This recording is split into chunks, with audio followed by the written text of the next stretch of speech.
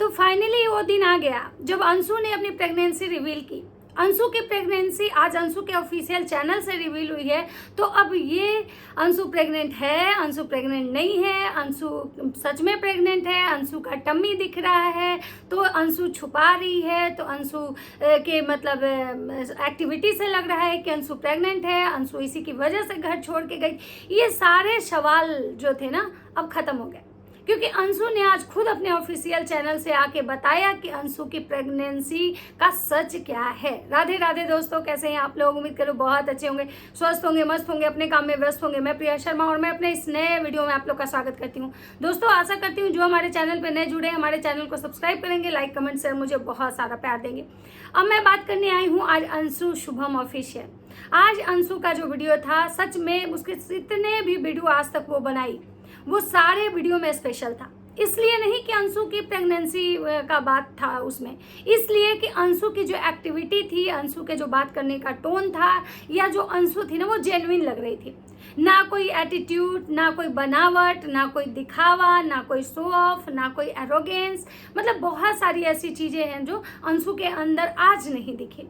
Otherwise Anshu का जो video आता था ना, या तो वो इरिटेट करती थी, या तो उसके बात, उसके जो लैंग्वेज थे ना इतने इरिटेटिंग होते थे ना कि लोग जो है ना एकदम मतलब क्या बोले, बहुत गुस्से में हो जाते थे। बहुत नेगेटिविटी दिखती थी उसके वीडियो से। इसके पीछे हो सकता है कि बहुत सारे रीजन हो, क्योंकि इंसान जब फ्रस्ट्रेट होता है, इंसान जब परेशान होता है ना, तो उसके मतलब वो अच्छे लैंग्वेज या अच्छे शब्द उसके मुँह से आते ही नहीं हैं। अब बात करते हैं कि आज अंशु जो है अपनी प्रेगनेंसी का ये बताने आई कि भाई ऐसे मतलब आज से हम लोग जो है 2 से 3 हो गए। आज मेरे जीवन में कोई अपना जो है ना, जो अपना खून होता है ना, वो आज मतलब मेरा आने वाला है। मतलब आज नहीं, मतलब आने वाला है मेरे जीवन में, क्योंकि मेरे अपने मात्र 3 थे, जो उसकी मम्मी, उसके पापा और उसके भाई, जो कि इस दुनिया में नहीं है। और अंशु ने बहुत ही एक मतलब क्या बोले, वो समय, वो सिचुएशन कहना बहुत आसान होता है, लेकिन जिस पे बीतती है वो जानता होगा कि कैसे वो मतलब वो पीछे वाली जो उसकी लाइफ है कैसे कैसे झेली होगी, कैसे कैसे एक एक दिन एक उम्मीद पे झेली होगी कि भगवान शायद मेरे साथ भी अच्छा करेंगे। लेकिन उसके अंदर ये अविश्वास जरूर आ गया होगा कि अब क्या अच्छा होगा, जब इतना बुरा हो चुका तो अब क्या ही अच्छा होगा। लेकिन सच में किसी ने कहा है कि बुरा होने के बाद आपके साथ अच्छा जरूर होता है, और अंशु के साथ भी, अंशु के जीवन में तब से शायद अच्छा होना स्टार्ट हुआ जब से अंशु के पति शुभम जो है वो अंशु के जीवन में है।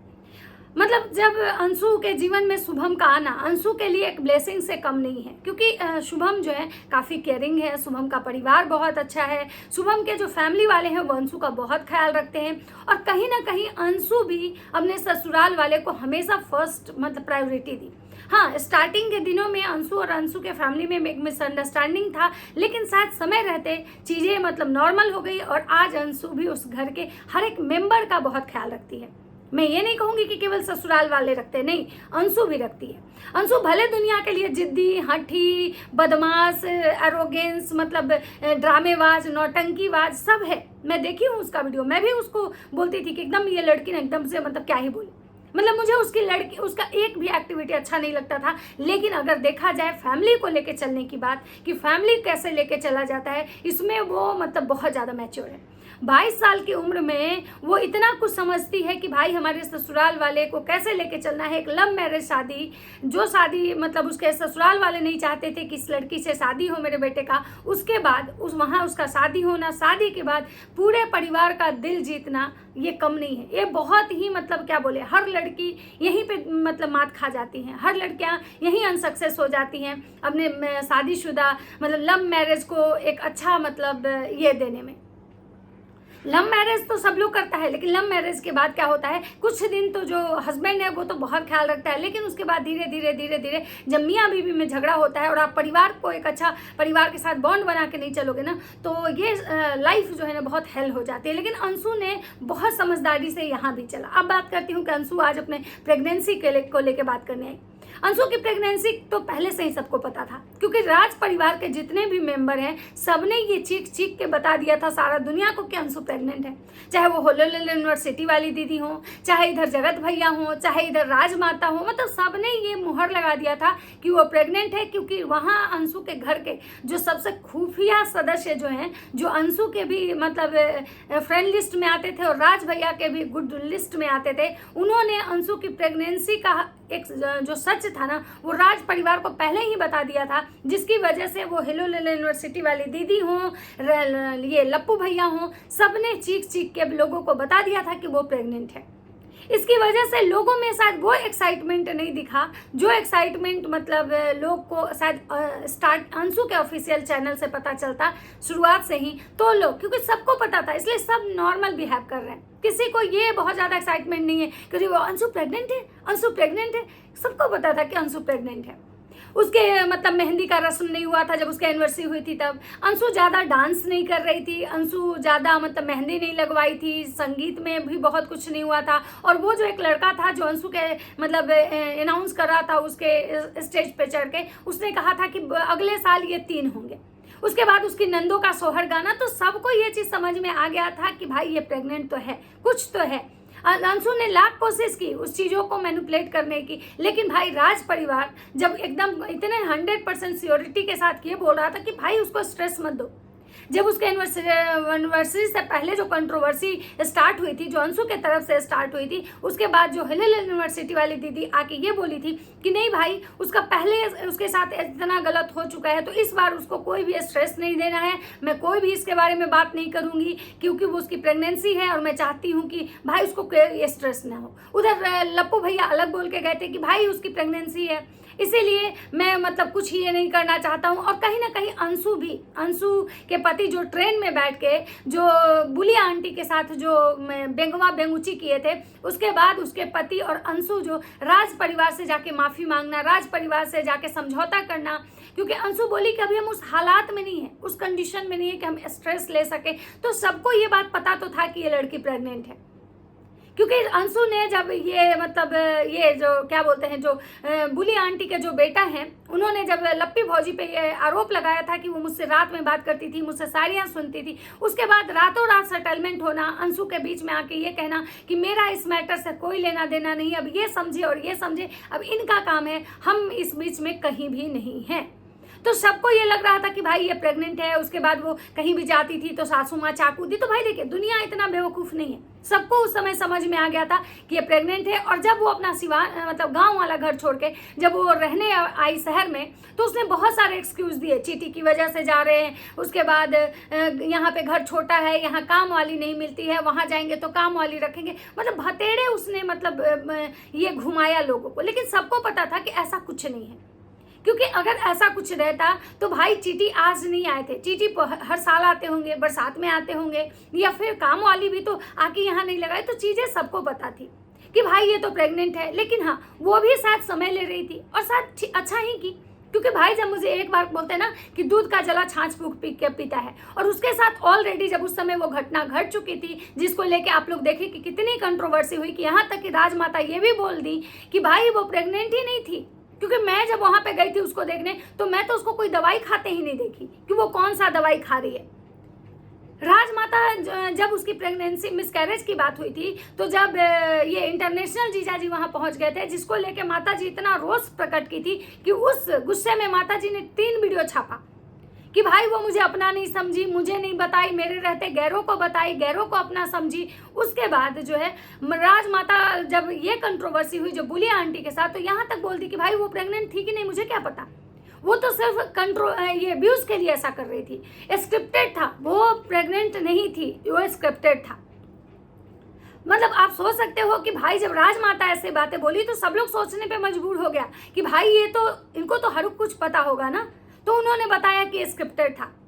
राजमाता इस बुली आंटी के कंट्रोवर्सी के समय भी जब अंशु माफ़ी मांगी, अंशु मतलब बोली कि भाई मेरे पास कोई वीडियो नहीं है, या पता नहीं वीडियो अंशु डिलीट की, जो भी इंटरनल इन लोग का मैटर चला हो, लेकिन राजमाता ही कहने वाली थी बुली आंटी के कंट्रोवर्सी के समय कि इसके गाँव जाके पता कीजिए कि ये लड़की जो है ना कितना वहाँ गंद फैलाई है। आपको याद होगा कि जब अम्बाला से आने के बाद अंशु लप्पी भौजी पे ये एलिगेशन लगाई थी कि वहाँ पे वो बोलती हैं कि सब आके 3-3 वीडियो छाप रहे हैं, केवल खा रहे हैं, सब वीडियो बना रहे हैं मेरे घर में, बस केवल सब अपना अपना कंटेंट बना रहे हैं, कंटेंट के लिए यहाँ हैं। तो उस पर आके अंशु की और उसके पति की जो बेइज्जती हुई थी अम्बाला में, अंशु ने वीडियो बनाया था, जिसको लेके एक मतलब कंट्रोवर्सी उस समय भी स्टार्ट हुई थी, जो कि छोटा लप्पू उसकी सास को फोन करके बोला था कि भाई अगर मतलब आप इसको बोलिए वीडियो डिलीट करने, नहीं तो इसके जो पहले के जो शादी से पहले के जो काले चिट्ठे हैं ना हम सब खोल देंगे। राजमाता भी बार बार धमकी देती थी कि भाई उसके जो काले चिट्ठे हैं ना हम सब खोल देंगे। उसके बाद उसका अम्बाला में जाना, अम्बाला से के आने के बाद उसकी मिसकैरेज, उस पर लप्पू भैया बोले थे कि भाई ये तो प्रेग्नेंट हो ही नहीं सकती है, क्योंकि इसके पति ने खुद मुझे बताया था कि ये जो है ये काफ़ी वीक है, काफ़ी कमज़ोर है, इसका ये अभी या तो बच्चा बचेगा या तो ये बचेगी। तो भाई इसलिए मतलब मैंने तो इसको बुलाया भी नहीं था, ये क्यों आई थी। तो बहुत सारी चीज़ें ऐसी हुई थी। तो भाई सब मतलब आज तक अंशु को हम लोग इसी रूप में देखे जब उसकी शादी हुई। शादी के कुछ ही समय के बाद से अंशु का जो वीडियो आता था केवल कंट्रोवर्शियल आता था, केवल उसका नौटंकी, केवल उसका ड्रामा, केवल उसका झूठ, केवल उसकी मतलब क्या बोले उस टाइप का ही वीडियो आता था। आज पहली बार ऐसा अंशु का वीडियो आया है जिसको सुनने के बाद अच्छा लगा, और अंशु को भी शायद ये चीज़ एहसास हो चुका है कि भाई मतलब हमने बहुत नाटक कर लिया, अब मुझे ना किसी रिएक्शन वाली, जैसे अंशु का बोलने का टोन था, वो रिएक्शन वाली ऐसे, वो रिएक्शन वाली ऐसे जो करती थी, आज कहीं से भी अंशु जो है कुछ समय से, जब से शायद वो प्रेग्नेंट हुई, जब तक उसको समझ में आ गया कि मेरे अंदर एक नया मतलब जो होता है ना एक नया जीव आ गया है, और मैं जैसा सोच रखूंगी या जैसी चीज़ें मैं करूंगी, जैसी मेरी एक्टिविटी होगी, मेरे बच्चे पे कहीं ना कहीं असर पड़ेगा।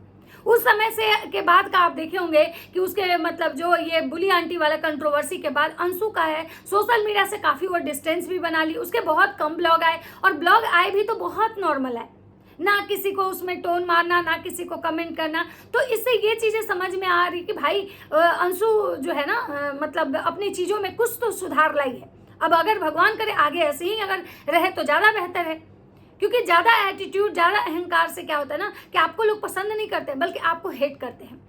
लेकिन हाँ, आज अंशु का जो खुशी था उसके चेहरे में, उसके वीडियो में दिख रहा था। उसने आते आते ये कहा कि भाई प्लीज़ मुझे कोई नेगेटिव कमेंट मत कीजिएगा। कोई नेगेटिव कमेंट पढ़ने के बाद ना मन थोड़ा ख़राब हो जाता है। और सही बात है, जब आपको कोई गलत कमेंट करता है ना, भले ही आप उसको नहीं जानते हो, भले ही उससे आपको कोई लेना देना नहीं, लेकिन कहीं ना कहीं वो आपके दिमाग को सीधे मतलब हिंट करता है वो कमेंट।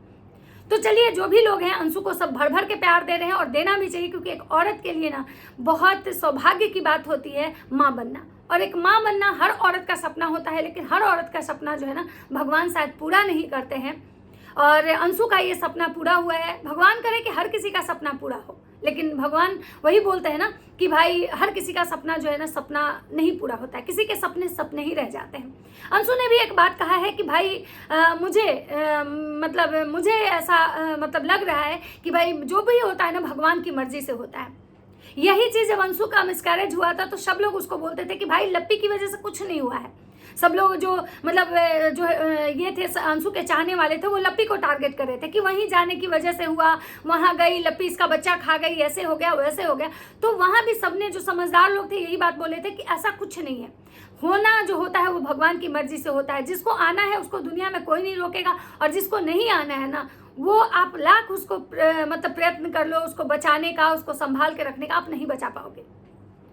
तो ये बहुत सारी चीज़ें हैं। तो आज अंशु के वीडियो में मतलब अंशु ने ये भी बोला है कि भाई जो हमारे सीनियर हैं, जो हमसे बड़े हैं, या जो लोग हमारा वीडियो देखते हैं, तो भाई हमें मतलब सलाह एडवाइस दीजिएगा कि हमें प्रेगनेंसी में कैसे रहना चाहिए, क्या खाना चाहिए, नहीं खाना चाहिए। लेकिन ये अपने अपने हार्मोन्स पर डिपेंड करता है। किसी को आप देखते हैं खाना पचता है, किसी को खाना नहीं पचता है, किसी को कंटिन्यू पेट में दर्द रहता है, तो किसी को नॉर्मली कुछ फील ही नहीं होता है, किसी को बहुत काफ़ी क्रिटिकल रहता है, कंटिन्यू बेड रेस्ट रहता है, किसी का नॉर्मल चलते फिरते होता है। तो भाई हर बच्चा, हर इंसान जो कंसीव करता है, सबके अलग अलग मतलब सिम्टम्स होते हैं। तो यहाँ पे कोई किसी को मैच करके कॉपी नहीं कर सकता है।